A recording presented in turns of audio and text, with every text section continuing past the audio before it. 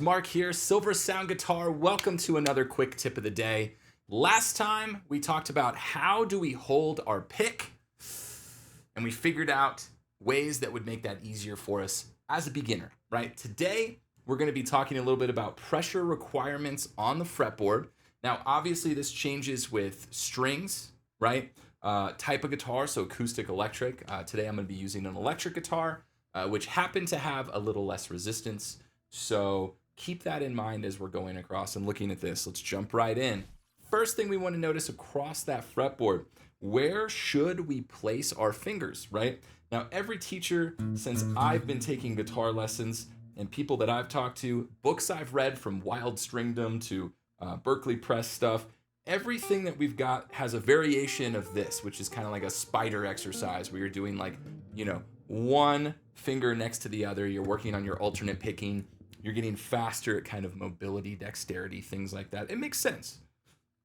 One thing that isn't talked about very often is where are you supposed to place your hand? I remember starting out thinking, cool, I should just play in the middle of the fret. Like, doesn't that make sense? But it really doesn't. A place that you really want to get comfortable with is if you're looking at your fret box right here. See that movement towards either your sound hole or your pickups, okay? So higher on the pitch frequency of the guitar, okay, towards your body.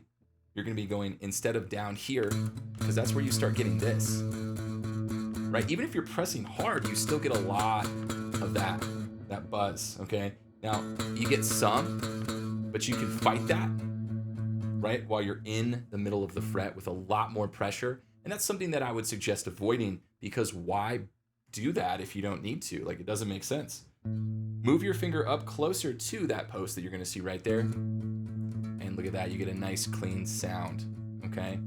Second thing that I get asked, or that I see the most, where on the back of your guitar should your thumb be?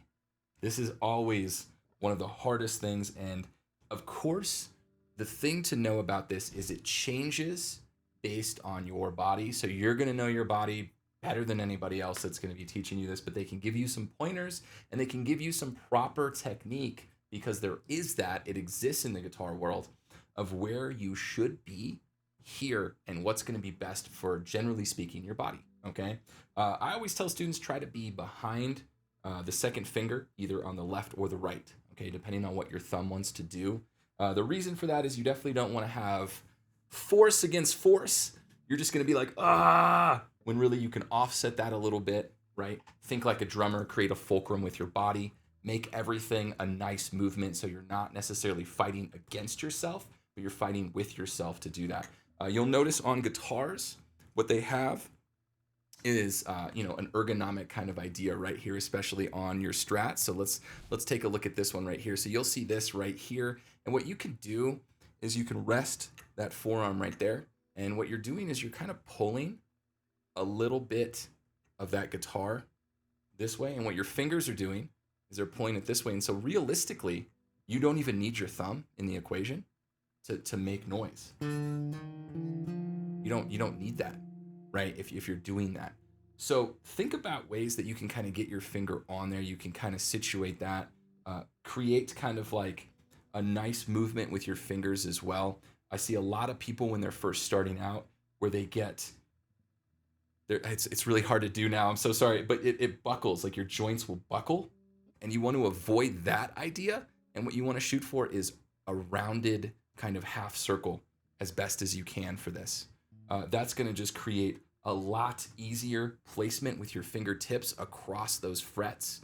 And if you work on all of those things, you combine those together, it's really going to make it easier so you're not fighting against yourself while you're trying to learn this instrument. Because there's small tweaks like that throughout the entirety of what you're going to see guitar-wise that is literally going to just pose a giant problem for you. And if you can make those small tweaks, it's going to be easier, you're going to be more successful, and then you're going to be playing the stuff that you want faster. And that's what all of us want as guitar teachers. So hopefully this was something that you learned from, gave you some insight to maybe how the guitar works. We'll catch you next time.